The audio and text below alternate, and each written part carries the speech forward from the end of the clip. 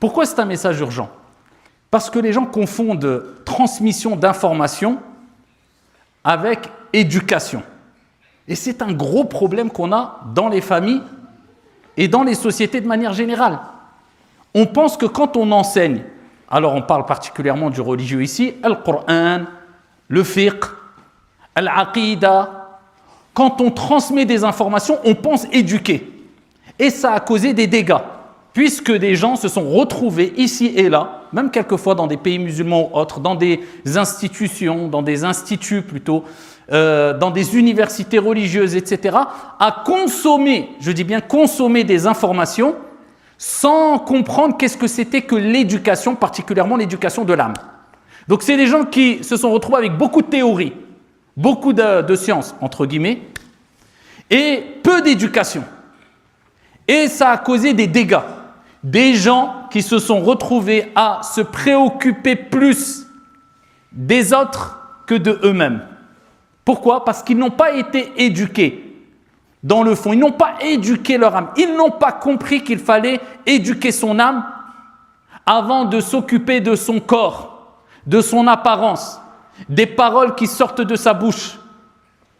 Et c'est pour ça qu'il y a la fameuse parole qui dit « At-tahliya qabla at-tahliya » la purification avant l'embellissement, avant l'ornement. On se purifie intérieurement avant de s'occuper de l'apparence extérieure. Et aujourd'hui, illa man rahimallah, malheureusement, les gens s'occupent plus de l'apparence extérieure. Regardez, je suis. Et s'occupent plus des gens que de eux-mêmes et de la purification intérieure. Alors qu'Allah subhanahu wa ta'ala nous dit « Qad aflaha man zakkaha wa qad khaba man dassaha » a certes réussi celui qui l'a purifié. Qui a purifié quoi? Son âme. C'est l'âme qui va quitter le corps. Le corps n'est qu'une enveloppe. Ce qui nous importe, c'est l'âme. A réussi celui qui l'a purifié. Contrairement à celui qui l'a corrompu, son âme. Et Allah Azza wa Jalla nous rappelle une chose extrêmement importante, et il faut bien le comprendre. وَلَا تَكُونُوا كَالَّذِينَ نَسُوا اللَّهَ فَأَنْسَاهُمْ أَنفُسَهُمْ. Ne soyez pas comme ceux qui ont oublié Allah. Qu'est-ce qui s'est passé? Allah leur a fait oublier leur propre personne. Quand tu vois une personne qui s'est oubliée, qui s'est abandonnée, qui a délaissé l'éducation de sa propre âme, c'est une preuve qu'il a oublié Allah Azza wa Jal. Et celui qui oublie Allah et qui s'éloigne d'Allah, Allah l'oublie et s'éloigne de lui.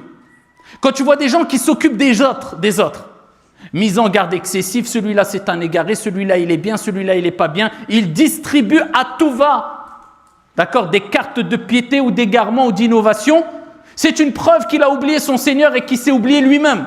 Parce que comme le dit Ibn al-Qayyim, un grand savant musulman, celui qui connaît sa propre personne se préoccupe tellement de sa réforme qu'il ne s'occupe pas des défauts des gens. On a déjà beaucoup à faire avec nous. Vous comprenez ça? L'éducation de son âme. Éduquer, dans le fond, ce n'est pas transmettre des informations. C'est pour cela que c'est un message pour les élèves comme pour les parents et les enseignants. Un message urgent et très important. On a besoin d'éducation. On n'a pas besoin de théorie sans éducation. C'est pour ça que l'imam Malik, rahmatullahi alayhi, nous rappelle ce grand imam savant, érudit qui a marqué l'histoire à travers les siècles. Et voyez la sincérité. Les gens qui étaient sincères il y a 1400 ans, il n'y avait ni réseaux sociaux, ni TikTok, ni Instagram, ni YouTube, ni rien du tout. Ils étaient à des milliers de kilomètres, mais pourtant aujourd'hui tout le monde les connaît.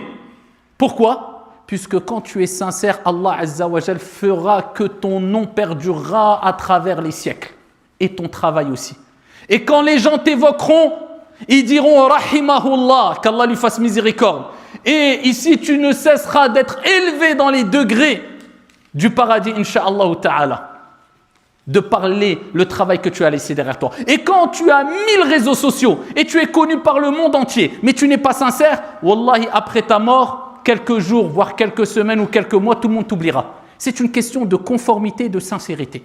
Eh bien, l'imam Malik, rahimahullah ta'ala, nous disait, ma mère me mettait la imama, elle le mettait en condition pour apprendre la science. Et elle disait, idhab ila Rabi'a, va voir ce grand érudit, ce grand savant. Il était tout petit. Et regardez ce qu'elle lui disait. Fata'allam min adabihi qabla ilmihi.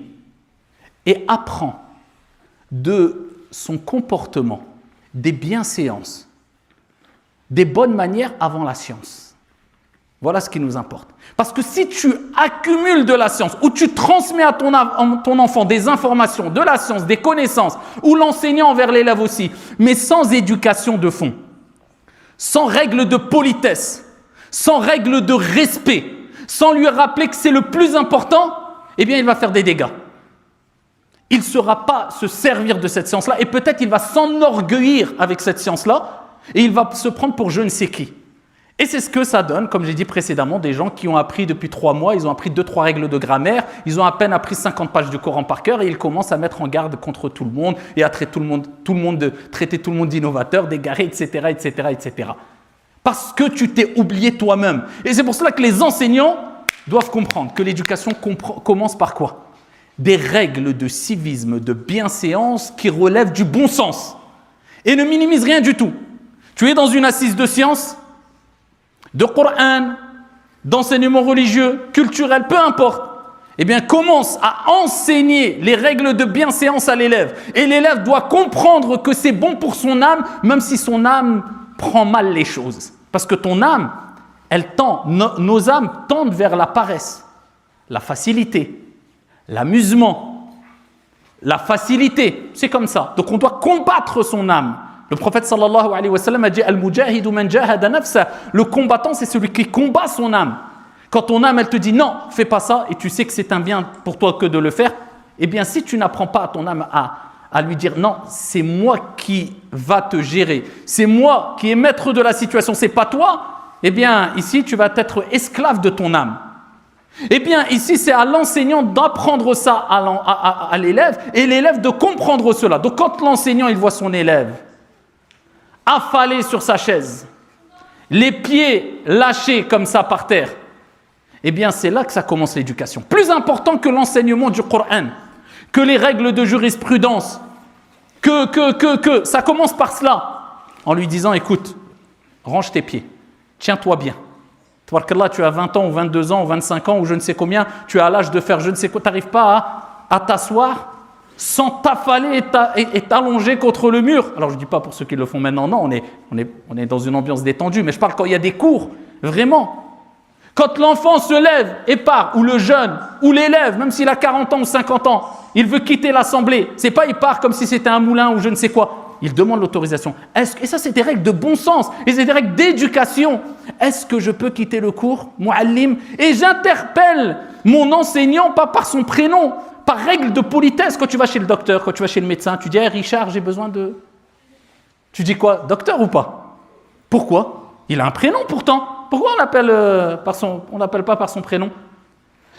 C'est pas forcément parce que je respecte la personne en tant que personne, mais je respecte la personne en tant que personne, mais surtout pour ce qu'elle représente. Elle a passé des années d'enseignement. Elle a sacrifié. Elle a pour ensuite me transmettre son savoir. Je la respecte. Docteur, médecin, professeur, maître, maîtresse, muallim, quand j'intercepte mon professeur, muallim, oustad, cheikh, par respect. Mais certaines âmes n'accepteront pas. Pour qui il se prend? Pourquoi moi je vais lui dire ah, là tu vois déjà qu'il y a un gros problème dans le nefs, dans l'âme. Tu n'es pas prêt à respecter celui qui t'apporte un énorme bien. La clé du paradis, le savoir, car al-ilmu nour, la science est une lumière. Et ici, on sait très bien que c'est parmi les choses qu'Allah aime le plus, la transmission du savoir. Si tu n'es pas prêt à respecter, c'est que tu as des graves maladies dans le cœur. Eh bien, tu dois être éduqué. Ça commence par ça. Tu ne m'interpelles pas par mon prénom.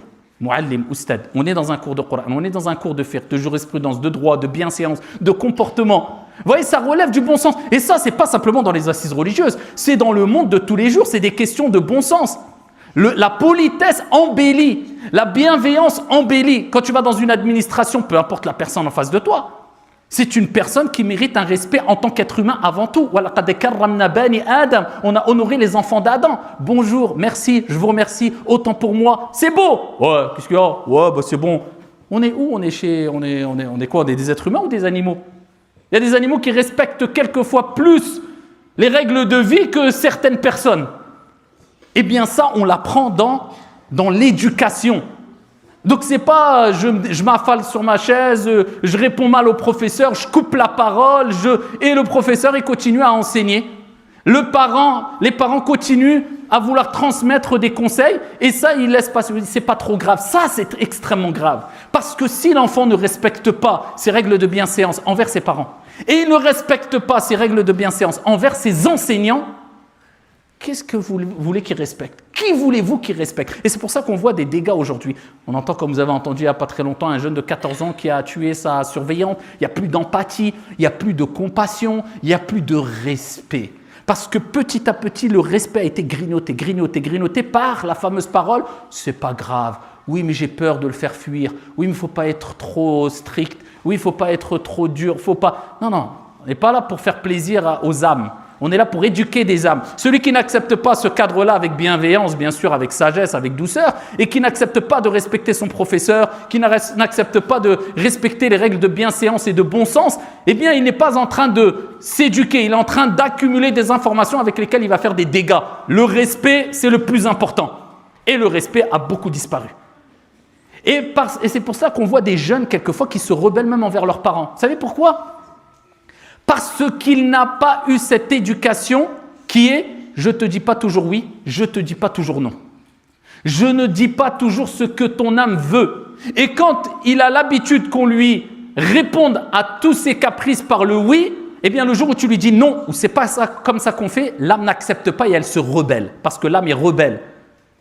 Et c'est pour cela qu'on voit même dans la communauté musulmane des jeunes qui se rebellent contre des savants musulmans, contre l'autorité religieuse, parce qu'ils n'ont pas eu cette habitude de « eh bien, tu ne fais pas comme tu veux, il y a un cadre, que tu l'acceptes ou pas, c'est comme ça ». Regardez en islam, par exemple. Même quand on voyage, ce qui relève de la sunna, eh bien, c'est que quand on est 3 personnes, il faut qu'il y ait un amir. C'est quoi un amir? C'est quelque part un responsable qui tranche.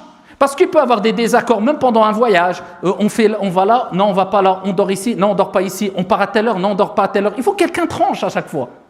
Eh bien, il faut un amir. Et Allah Azza wa Jalla nous dit dans le Coran « Ati'u Allah wa ati'u Rasul wa ulil amri minkum » Obéissez à Dieu et aux messagers et à ceux qui détiennent le commandement. Donc toi, tu te dois d'obéir, même si tu n'es pas d'accord. Parce qu'il faut que quelqu'un tranche, sinon on n'en finit pas. Et c'est pour éviter les conflits, c'est pour éviter le mal et la mauvaise ambiance.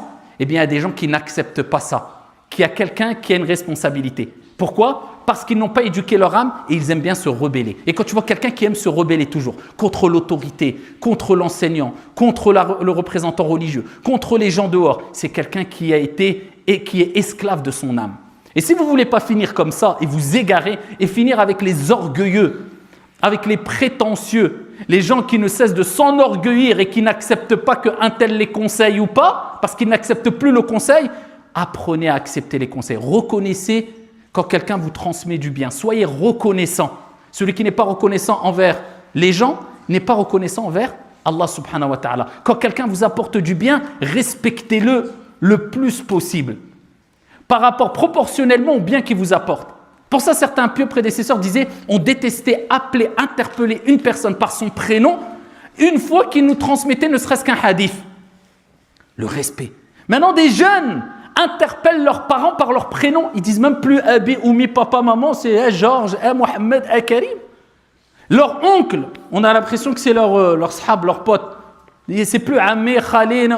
Nous, il y a juste 15 ans, 20 ans, 25 ans en arrière, même une personne qui ne faisait pas partie de notre famille, juste parce qu'elle était un peu plus âgée que nous, par respect, on disait le Hajj, ou bien Ammé, ou bien, même maintenant, à plus de 40 ans, on dit Ammé, Khalé, on baisse la tête.